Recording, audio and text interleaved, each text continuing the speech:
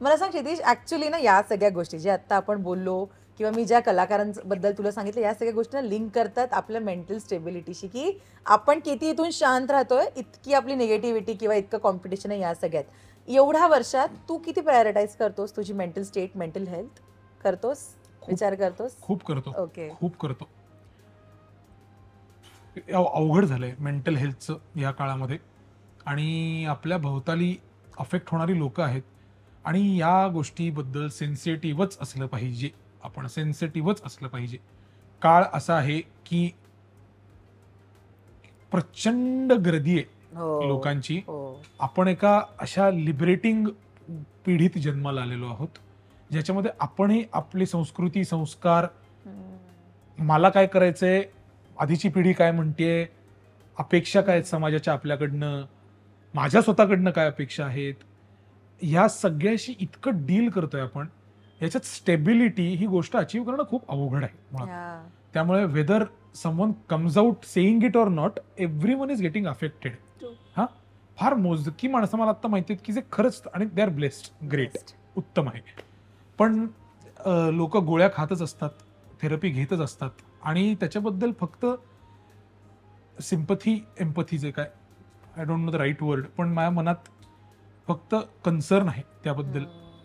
कारण it is not just, आता ते फक्त स्ट्रेस पुरतं राहिलेलं नाहीये, आता ते फक्त कामाचं टेन्शन एवढ्या पुरतं राहिलेलं नाही, त्याचे फिजिकल रिपरकशन्स होत आहेत. लोक नाही ते निर्णय घेत आहेत. आत्ता मला काय करतो उल्लेख नाही करायचा आहे, पण आमच्या एका मित्राने लेटली जीव दिला, तुषारने. मी जी कोल्हापूरची फिल्म म्हणलं त्यात तो आहे माझ्या बरोबर. हो, आम्ही एकत्र 15 दिवस शूट केलं, आणि तो आत्ता मध्ये परवा म्हणजे हे व्हायच्या आधी काही दिवस नाटक बघायला आला आमचं. छान भेट झाली. आणि आता लोक त्याच्यावर आणि मीडिया काहीही तर्क लावते की करिअरचं हे, करिअरचं ते, ब्ला ब्ला ब्ला, त्यामुळे कामं मिळत नव्हती म्हणून. असं काही नाही, फार वैयक्तिक कारणांमुळे झालंय असं कायास आहे, म्हणजे हे कोणालाच क्लिअर नाही आता. पण कामं होती पुष्कळ गाडीकडे. पण आम्ही खूप खूप अफेक्ट झालो त्यांनी. मी तर आत्ता ओळखायला लागलो त्याला. आमचे काही मित्र रुईयापासून त्याचे, रुपारेलपासून त्याचे मित्र आहेत. पण काय करायचं याचं यार, म्हणजे त्याला डील नाही करता आलं ना, त्याला डील नाही करता आलं इमोशन्सशी, आणि त्याला मे बी अशी कोणी स्पेस नाही मिळाली जिकडे तो हे बोलू शकतो. तर मला वाटतं आपण इकोसिस्टीम म्हणून सुद्धा ती स्पेस ऑफर केली पाहिजे लोकांना, आणि असे उथळ स्टेटमेंट करणं बंद केलं पाहिजे की स्ट्रॉंग राहा रे मेंटली.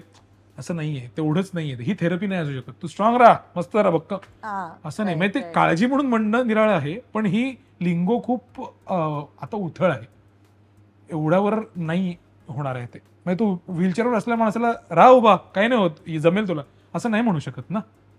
नाही जमत आहे. तर मेंटल एखादा इलनेस सुद्धा हा इलनेसच आहे, त्याला ट्रीट करावं लागतं. मी मग नाटक बसवलं होतं, मानस रंगची फेलोशिप मिळाली होती मला. अतुल पेठे आणि हमीद दाभोळकर ती संस्था मानस रंगची चालवतात. त्याच्यात मी न केलेल्या नोंदी नावाचं नाटक बसवलं. त्याच्या खूप नाही पण पुष्कळदा प्रयोग होत असतात त्याचे. तर ते पण मानसिक आरोग्यावर बेतलेलंच नाटक आहे, आणि मी खूप गोष्टी याच्यावर, म्हणजे ते अपसूक मी काही बसवताना त्याच्यात ते थ्रेड येतोच. मी वर्सेस मी प्रमोशन म्हणून अजिबात बोलत नाही, जेन्युइनली म्हणतोय. मी वर्सेस मी नाटक तुमच्या आसपास असेल तर आमचंच नाटक आहे, प्लीज बघा. ऋषिकेश जोशी आहे, शिल्पा तुळसकर आहे, मी आहे. त्याच्यात मानसिक आरोग्य हा अगदी केंद्रबिंदू आहे नाटकाचा, पण तरी एंटरटेनिंग नाटक आहे, म्हणजे सहकुटुंब पाहावं असं नाटक आहे.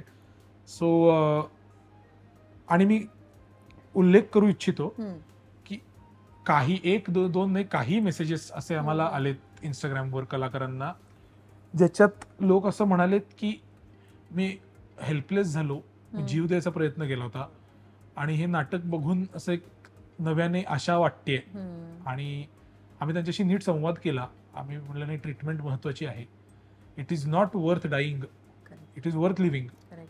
सो काय यार, म्हणजे आपण अख्ख्या प्रेक्षक वर्गाला काय देतो पेक्षा 2-3 माणसाचं आयुष्य जर टिकलं असेल आपल्या कलाकृतीमुळे, तर ती खूप मोठी गोष्ट वाटते मला. खरंच मोठी गोष्ट आहे ही.